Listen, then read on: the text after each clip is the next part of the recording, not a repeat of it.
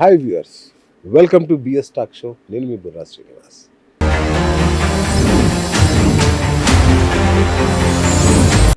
మరి బంగారం కొనాలా వద్దా?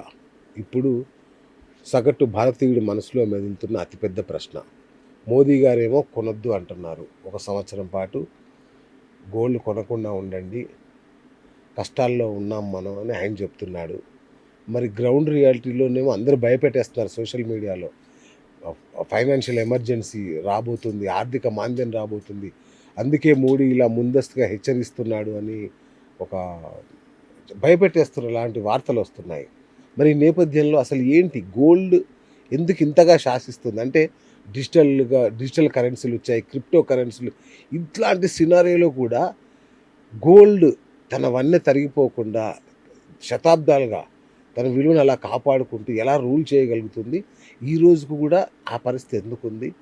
మరి ఇట్లాంటి విషయాలు మనం తెలుసుకుందాం. ఇవాళ మన స్టూడియోలో ఇన్వెస్ట్మెంట్ బ్యాంకర్ అట్లాగే stock market analyst Atluri Ganesh గారు ఉన్నారు. మరి వారిని అడిగి బంగారం కొనాలా వద్దా డిసైడ్ చేసుకుందాం. సార్ నమస్తే. నమస్తే విఎస్ గారు. ఎలా ఉన్నారు సార్? ఫైన్ అండి. Right sir. అంటే నాకు బేసిక్ డిఫరెన్స్ ఏంటంటే రిఫైన్ అనేది కొత్తగా వింటున్నా. యాక్చువల్ నాకు తెలియదు. అంటే మాకు తెలిసిన బంగారం షాపులే కదా. సో ఇప్పుడు ఇండియా గోల్డ్ అనేది ఒక రిఫైనరీ అని, దీని దగ్గర తీసుకుంటే ఇంకా తక్కువకు వస్తుంది అని ఇట్లాంటి కొన్ని చెప్తున్నారు కదా. ఏంటి అసలు అది? రిఫైనరీస్ అనేది ఇండియాలో ఉన్నాయండి. అంటే మనం గోల్డ్ని యాజ్ ఇట్ ఈస్గా 24 క్యారెట్ తీసుకోవటం ఒకటి. దానికి ముందు స్టేజ్ అంటే మీరు ఎక్కడ తీసుకుంటారు? మీరు ఓర్ నుండే కదా, ఓర్ నుండి తీసి కొంత రా ఫామ్లోకి తీసుకొస్తారు, ప్యూరిఫై చేసి దాన్ని ఒక రా గోల్డ్ కింద తీసుకొస్తారు. అందులో కూడా ఇంకా మెటల్స్ ఉంటాయి కదా. ఇప్పుడు మీరు ఒక ఓర్ నుండి బంగారం తీయటం అండి, దిస్ ఈజ్ అ ప్రాసెస్. ఇది ఇక్కడ మనకు రా బంగారం వచ్చింది, దీనిలో కూడా మెటల్స్ ని ప్యూరిఫై చేయాలిగా, హీట్ చేసి డిఫరెంట్ ప్రాసెస్లు చేసి అదంతా చేసి అది రిఫైనరీస్ చేస్తాయండి.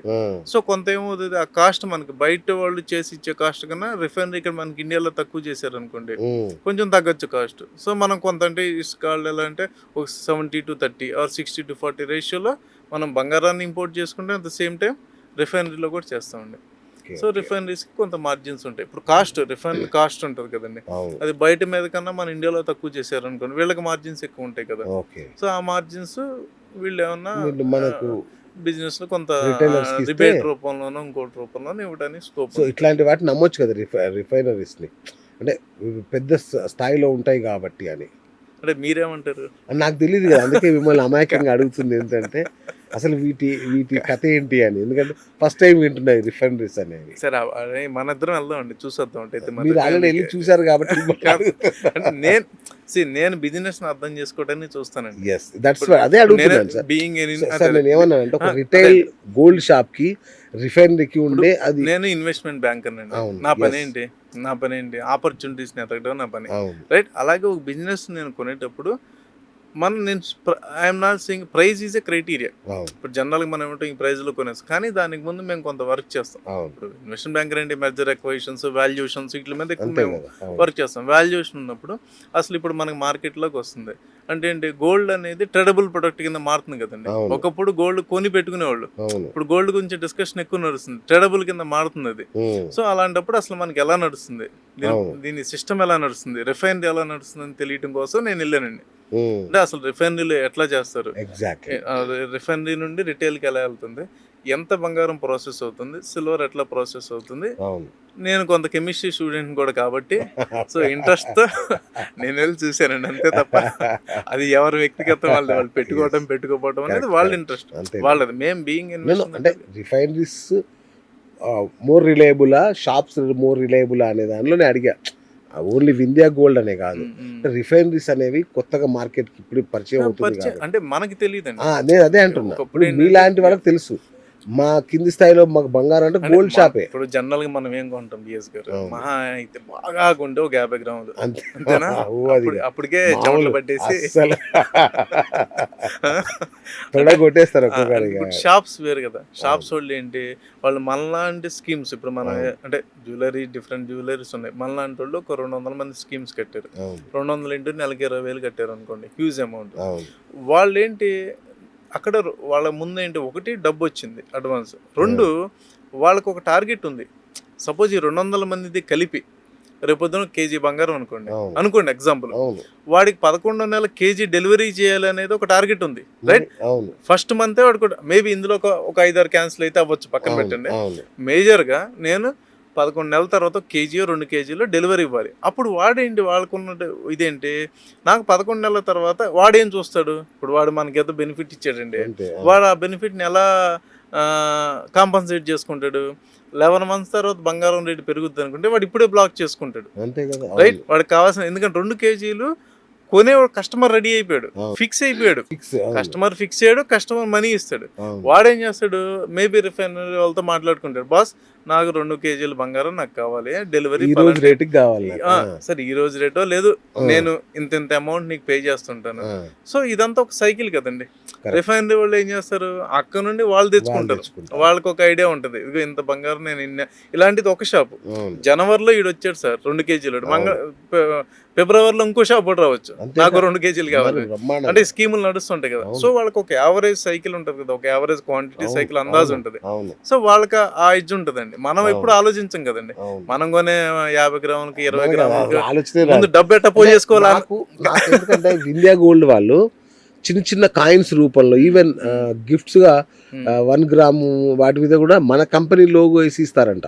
అదేలేండి, ఆ స్థాయిలో వాళ్ళు రిటైల్ మూవ్మెంట్ లోకి వచ్చాక నాకు డౌట్ వచ్చింది. ఇప్పుడు మనం ఎంతసేపు 50 గ్రాములు కొనాలంటే మన దృష్టి ఎక్కడ కొనాలనే దానికన్నా, ఎందుకంటే అది అలాగే ఇంట్లో వాళ్ళు చూసుకుంటారు, మోడల్స్ అది పక్కన పెట్టండి, డబ్బు ఎట్టా తేవాలని చూస్తాం,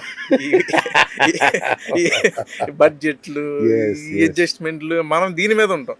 అంతేగాని మనం పెద్ద రిఫైనరీ గురించి ఆలోచించకపోతే అంత పెద్ద బార్గెన్, మనం జనరల్ గా మోడల్స్ చూస్తాము, ప్రైస్ మోర్ ఆర్ లెస్ చూసుకుంటాం, అరే బాబు కొంచెం తగ్గించండి, అది ఏదైనా మేకింగ్ ఛార్జెస్ తగ్గించండి అని చెప్పి కొంత నెగోషియేట్ చేసుకుంటాం, రైట్? అది కూడా వాళ్ళు కూడా ఒక ఫిక్స్డ్ ప్రైస్ బ్యాండ్ లో ఉంటుంది. అది ఇప్పుడు వాళ్ళు ఒక 25 చెప్పారు అనుకోండి, మనం ఏ 16కో 15కో లాక్ రేట్ అయినా విశ్వ ప్రయత్నం చేస్తాం మనం, రైట్? సో ఇంతవరకు ఉంటుంది. అంతేగాని మనం నెక్స్ట్ లెవెల్కి వెళ్ళిపోయి మనం ఈ సోర్సింగ్ ఎక్కడ ఆఫ్రికా నుండి తెప్పించుకోవాలా లేకపోతే ఎంత ఆలోచించాం కదండి. కాకపోతే ఇప్పుడు వాళ్ళు రిటైల్ బిజినెస్ లోకి రావాలనుకున్నప్పుడు they are also coming aggressively. ఇప్పుడు ఎవరెవరైతే ఎక్కడెక్కడైతే ఉన్నాయో అగ్రెసివ్గా, ఎందుకంటే బిహేవియర్ మారుతుంది కదండి. ఇప్పుడు పీపుల్ బిహేవియర్ మారుతున్నప్పుడు, పర్చేజ్ బిహేవియర్ మారుతున్నప్పుడు కంపెనీస్ కూడా కొత్త స్ట్రాటజీస్తో వస్తాయి, రైట్? ఆపర్చునిటీస్ ఓపెన్ అవుతాయి, కంపెనీస్తో వస్తాయి.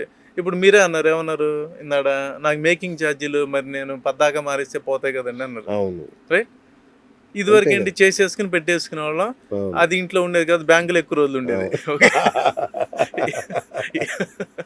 ఇప్పుడు ఏంటి, సరే పిల్లల కోసం కదా, అప్పుడు సిచ్యుయేషన్ కాబట్టి ఇప్పుడు కాయిన్స్ కొనుక్కుందాం అనుకున్నారు అనుకోండి, ఈ బిహేవియర్ పెరుగుతుండొచ్చు, రైట్? అంటే ఈ టైప్ ఆఫ్ థింకింగ్ పెరుగుతుంది అనుకోండి, కంపెనీస్ కూడా దానికి తగ్గట్టే మారుతాయి. దాని తగ్గట్టే మీకు మీరు ఏదన్నా ఇప్పుడు కాయిన్ గిఫ్ట్ ఇవ్వాలనుకున్నారు, ఎవరికన్నా 1 గ్రామ్ ఇవ్వాలనుకున్నారు గోల్డ్, సో దాని తగ్గట్టే వాళ్ళు ప్రింట్ వేసి ఇవ్వటము, దాని తగ్గట్టు దాని మీద ఏదన్నా చేసి ఇవ్వటము.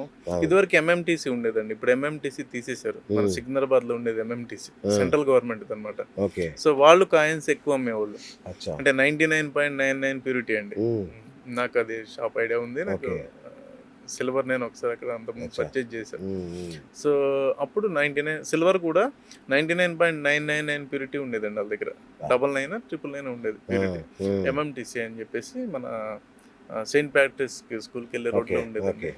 సో అది వాళ్ళు తీసేశారు ఇప్పుడు, అంటే గవర్నమెంట్ కంప్లీట్ బ్యాన్ చేసి ప్యాప్ అని చెప్పేసి దాంతో వాళ్ళు టైఅప్ చేసి ఆన్లైన్లో అమ్ముతున్నారు. ప్యాప్ ఎంఎంటీసీ అని ఉంటుంది మీకు ఆన్లైన్లో చూస్తే, బట్ ఫిజికల్గా అక్కడ షాప్ ఉండేది.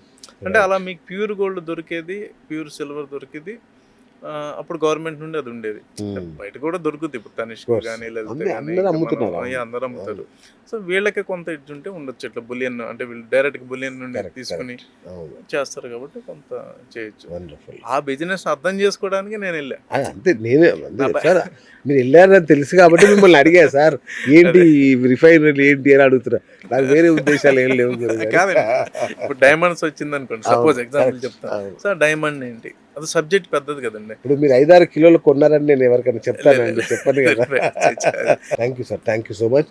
సో చూసారు కదా ఫ్రెండ్స్, సో రేట్లు పెరుగుతున్నాయని ప్యానిక్ అవ్వకండి, టెన్షన్ పడకండి, రూమర్స్ చూసి ఆ బంగారం గుంజుకుంటారు, ఈ బంగారం ఏం ఉండదండి. హ్యాపీగా మీ మార్కెట్ని, అంటే మీరు గోల్డ్ ఏదా కొనాలి, లేదంటే మీ దగ్గర ఉన్న ఇన్వెస్ట్మెంట్ని ఎక్కడెక్కడ పార్క్ చేయాలి, ఎంత బంగారం కొనాలి, ఎంత మిగతా అసెట్ క్లాసెస్లోకి షిఫ్ట్ చేయాలి, ఇట్లాంటి విషయాలు ఏం డౌట్ ఉన్నా సందేహం ఉన్నా చక్కగా మన అట్లూరి గణేష్ గారు ఉన్నారు. ఆయన చాలా సీనియర్ మోస్ట్ ఎక్స్పర్ట్ దీంట్లో. ఆయన బ్యాంకింగ్ ఎక్స్పర్ట్ ఆయన. సో ఇట్లాంటి విషయాలకు ఏదున్నా వెంటనే ఆయనకు ఫోన్ చేసి మీ యొక్క, ఎందుకంటే ఇట్లాంటి ఎక్స్పర్ట్స్తో మాట్లాడితేనే మనకు ప్రాపర్ గైడెన్స్ దొరుకుతుంది, అంచనా కూడా కరెక్ట్గా ఉంటుంది. మన అంచనాలు ఎప్పుడైనా తప్పొచ్చు, ఎందుకంటే వాళ్ళు అదే పనిలో మానిటరింగ్లో ఉంటారు. అంతర్జాతీయ పరిణామాలు ఏంటి, మార్కెట్ పరిస్థితులు వాళ్ళకి తెలుసు. కాబట్టి గణేష్ గారితో ఒక్కసారి మాట్లాడండి. మాట్లాడి మీ యొక్క ఫైనాన్షియల్ అవసరాలు ఏదున్నా సేఫ్గా ఉండడం కోసం, ఎందుకంటే ఒకసారి మన డబ్బు పోగొట్టుకున్నాక మన కష్టార్జితం పోగొట్టుకోలేము. కాబట్టి ఇట్లాంటి ఎక్స్పర్ట్స్తో మాట్లాడితే మనకు సేఫ్ హెవెన్, బంగారం, మన బతుకు బంగారమయం అవుతుంది. కాబట్టి ఇది బంగారానికి సంబంధించిన బంగారపు కథ. Thank you friends. Thank you sir, thank you so much for coming. Thank you BS గారు. Right sir. సో ఇది ఇవాళ బిఎస్ టాక్ షో. నేను మీ బిఎస్ సైనింగ్ ఆఫ్.